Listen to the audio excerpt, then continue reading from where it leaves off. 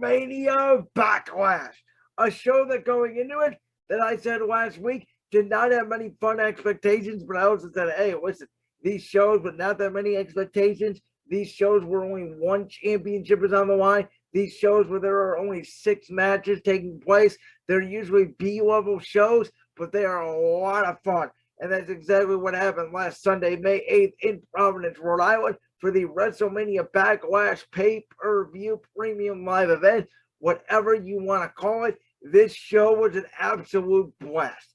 Kicking things off with Cody Rhodes against Seth Rollins. These two went about 20 to 25 minutes. Just a classic back and forth wrestling match. Very similar to their match at WrestleMania, except this time Seth Rollins thought he had Cody Rhodes, just couldn't do it, and an honor roll with the tights after they were going back and forth gives Cody Rhodes the victory. And I said last week on the podcast, I thought Rhodes was going to win. I know a lot of people thought Rollins was going to win, and it was going to be 1-1, and they would have to have a rematch inside Hell in a Cell. I did not think that. I don't think WWE is going to, give Cody Rhodes a wash back in the company this quickly, 4 weeks after he re-debuted.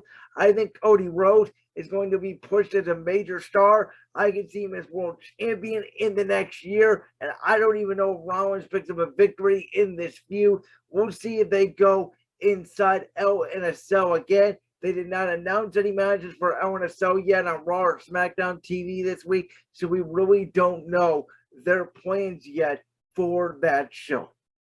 The next match I thought was a really solid match. I thought it was going to be really quickly. It ended up going longer than I thought.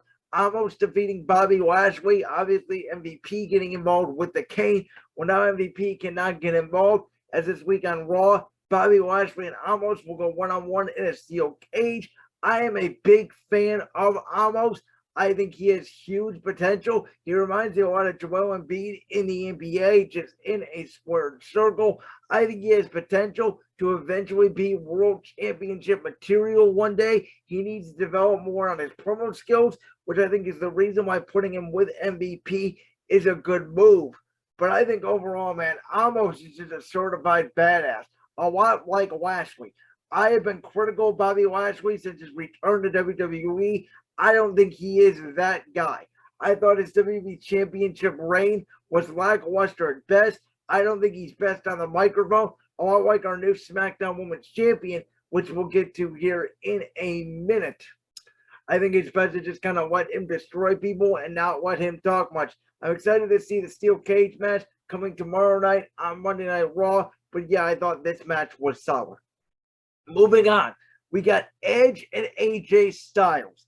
This match was a lot more fast-paced, a little bit less technical than their WrestleMania encounter. You could tell both men were really trying to target. AJ Styles knew that Edge had sneaky plans up his sleeve. He tried to put the match away early. He did not want to go to the Styles Clash line, where Edge was trying to pick apart the shoulder. The new master manipulator, the new brood, if you will, the leader of the Judgment Day faction, was trying to pick apart the shoulder of the phenomenal one, AJ Styles. Of course, the match ends when Damian Priest and Finn Balor brawl on the outside. Styles is going to the apron for the phenomenal forum, but a masked woman ends up pulling AJ Styles off the ropes, which leads to Edge not hitting the spear, but ends up passing AJ Styles out in a submission.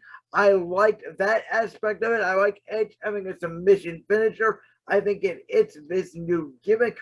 And I do like the fact that Rhea Ripley is now a part of this stable. I have said that Rhea Ripley needs a character change for a long time. There's a lot of women on the Raw roster right now. Whether you look at Becky Lynch, Bianca Belair, Alexa Bliss now, just returning. Rhea Ripley is obviously in that mix. And then you got the Women's Tag Team Champions with Sasha Banks, with Naomi. You can draw from Raw and SmackDown. Carmella, Zelina Vega, Doudrop, Nikki A.S.H., Liv Morgan. There is a lot of people. Asuka. There's a lot of people on the women's side on Raw right now. And I do think that Rhea Ripley needed that change. And I think that she and Damian Priest will take the next step with Edge as their leader. Speaking of women, Man, did Ronda Rousey make Charlotte Flair say I quit or what? She is the new SmackDown Women's Champion. I called it here last week on the podcast. I said there's no way Ronda Rousey is going to say I quit. I think Ronda's going to break Charlotte Flair's arm, and Ronda Rousey is going to walk out the SmackDown Women's Champion, and we're not going to see Charlotte Flair for a while. Boom, that's exactly what happened. This match was a lot better than the WrestleMania encounter, and I did not hate the WrestleMania match, by the way, like a lot of people did. I did not like the ending, but overall, I thought the match was okay. I didn't think it was terrible by any means. I thought the Charlotte Flair spear spot to the referee, Little Nate, Charles Robinson, was probably the best spot of the match, to be honest with you, but I didn't think their match was anything terrible. This, though, I think fits kind of Ronda Rousey's personality, right?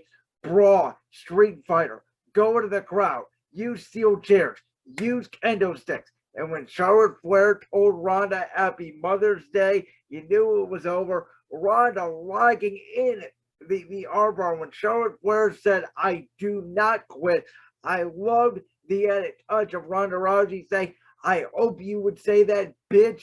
And boom, locking it in and actually breaking her arm to make Charlotte Flair I quit. I think Ronda Rousey is the only person in an I quit match that it will work. When she says no, bitch, it just feels real because you know how tough Ronda Rousey is. And I will say, this past Friday on SmackDown, she had an incredible SmackDown Women's Championship match with Raquel Rodriguez.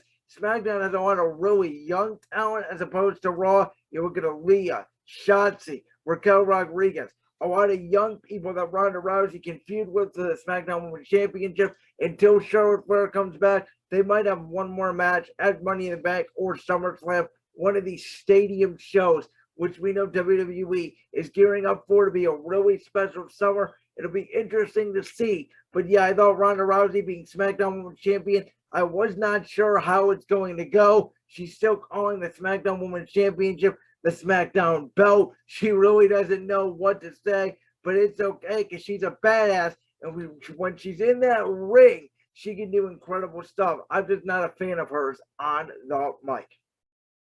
Moving on, we got Madcap Moss getting a roll-up win over Happy Corbin.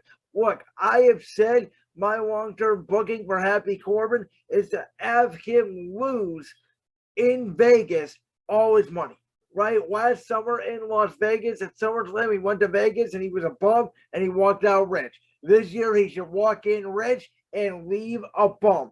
I think it would be incredible 1 year story. Maybe Madcap returns and they have one more match and Happy Corbin turns back into bum-ass Baron Corbin. Who knows? Madcap Moss ends up getting the win here and then got his throat destroyed this past Friday on SmackDown. Not really interested in this story anymore. Again, a fun match for what it was, which was a filler match on this pay-per-view. Moving on to the main event. The team of RK Big Bro, Randy Orton, Riddle, and Drew McIntyre against the Bloodline. Man, was Rhode Island hot the whole night, but they were especially hot for this match. This was one of the loudest WWE crowds outside of WrestleMania since WWE returned to the road last summer. They were in on every second of this match, and these guys spent about 25 minutes putting their body on the line for us in sports entertainment, and it was magical. Randy Orton's RKO on Roman Reigns made me want to see Randy versus Roman now. And I doubt they're going to go that direction for Hell in a Cell. If they go that direction for Money in the Bank or even SummerSlam, I am all ears to see it. Even Roman Reigns versus Riddle, I want to see down the line here. We now know that next Friday on SmackDown, it will be title for title unification between RK Bro and the Usos. It will be one of the most stupendous WrestleManias or SmackDown main events, in history. I'm so used to saying stupendous and WrestleMania at the same time. You get my vibe here, folks. It will be one of the most stupendous SmackDown main events in history. One of these title for title unification match. Again, the way I would book it, and I said this last week, I would have RK Bro defeat the Usos and unify the tag team championships because Roman Reigns is the head of the table. Roman Reigns is the tribal chief, or Shinsuke Nakamura called Sami Zayn the table's ass. Roman Reigns should be the only one to hold both championships around his shoulder to prove that he's the undisputed WWE Universal Champion. I think if he has 2 belts and the Usos have 4 belts, 2 on each shoulder, it kind of takes away a little from Roman's mystique. But man, RK Bro is so good right now, especially with Roman Reigns now, as reportedly on a less date schedule. He's not going to be working every SmackDown. Sounds like he's not going to be working every Raw. Not going to be working Hell in a Cell in June. I think WWE needs RK Bro. I thought they were going to break him up and do the WrestleMania match. That never happened. I think they are just so over with the crowd right now. You can't break them up. And they are the biggest star on the show when Roman Reigns is not there.